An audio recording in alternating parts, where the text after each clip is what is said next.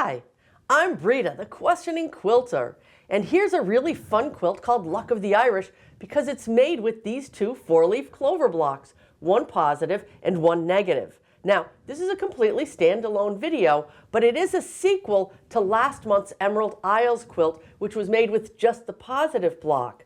And just like that video, there's going to be a lot of different colors and variations. But stick around to the very end for a bonus design that's made with just the negative block. And because this is a disappearing pinwheel, it starts with, you guessed it, a pinwheel block. We're starting with 4 half-square triangles, which were initially 5-inch squares, which I turned into half-square triangles, and then trimmed down to 4 3/8 by 4 3/8. Now we're going to turn these into a pinwheel, and this is very important. This pinwheel needs to be rotating counterclockwise. That's very important. Now we're going to sew this together and make 2 of them, and then we will have the starting blocks for the positive and negative. Now we are going to make 4 cuts from the center seam.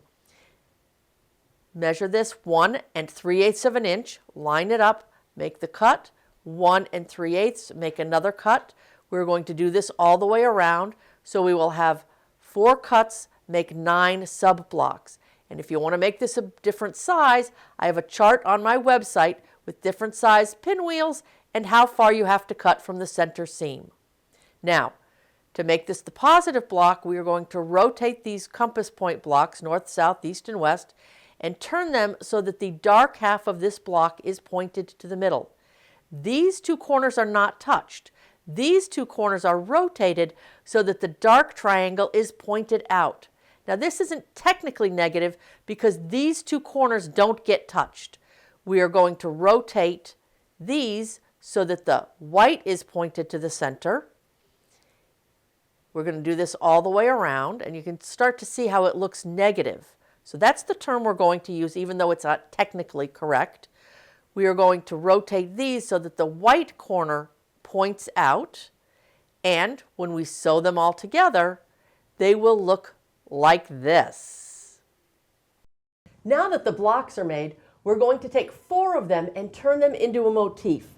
So we're going to start with the positive block, and to make this motif, it's very simple. We're going to take the corner that has a half-square triangle, and we're going to orient that towards the center. So we've got positive, negative, and then we're going to take negative, again, so the white half-square triangle's to the center, positive, oh, there you go.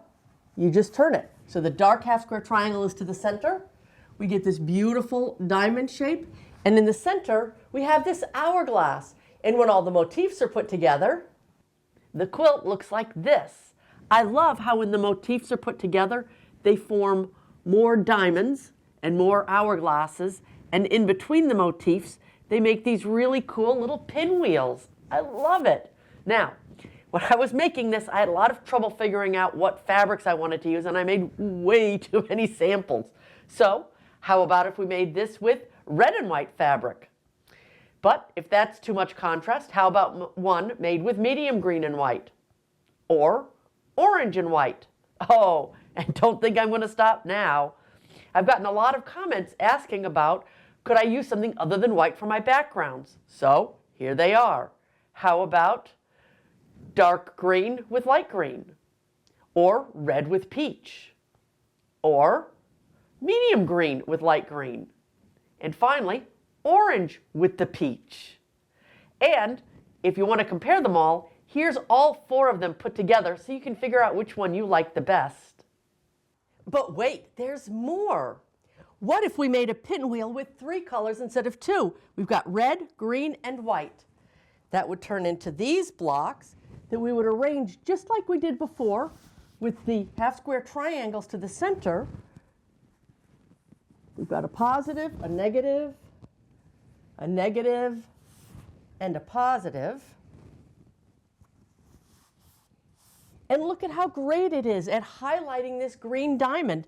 And you have the green hourglass in the center, and when they're all put together, they look like this. And what if you want something that's not quite so bright? Well, here's medium green and orange, and that makes this quilt.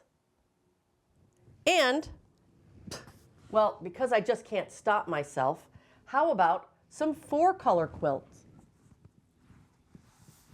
Here we have a pinwheel with red, peach, dark green, and light green.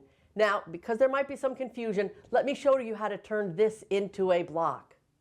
We're going to take these and we're going to make one that's red and light green, red and pink, dark green and light green, dark green and pink. We're going to turn these into a pinwheel. So we're going to turn these like this. Now we have a pinwheel that's going counterclockwise. We're going to make 2 of them, and we're going to arrange them into a positive and almost negative. So this one, again, we're going to leave the 2 corners alone. We're going to turn the dark to the center, and then we're going to make the dark to the outside. So we're turning the dark to the outside, and we're going to do almost the opposite here. We're going to take these blocks and put the light to the center.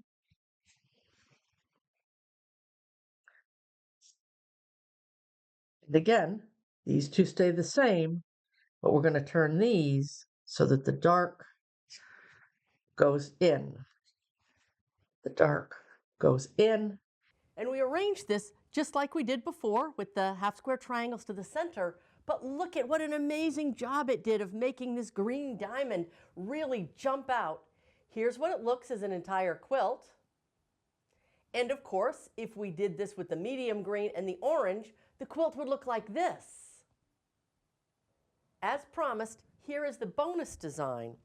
We're going to take just the negative blocks. We're going to arrange them, again, so the half square triangles are to the center. Notice this one is slanted, so the top is to the right. This one has the top to the left. We do 2 more blocks.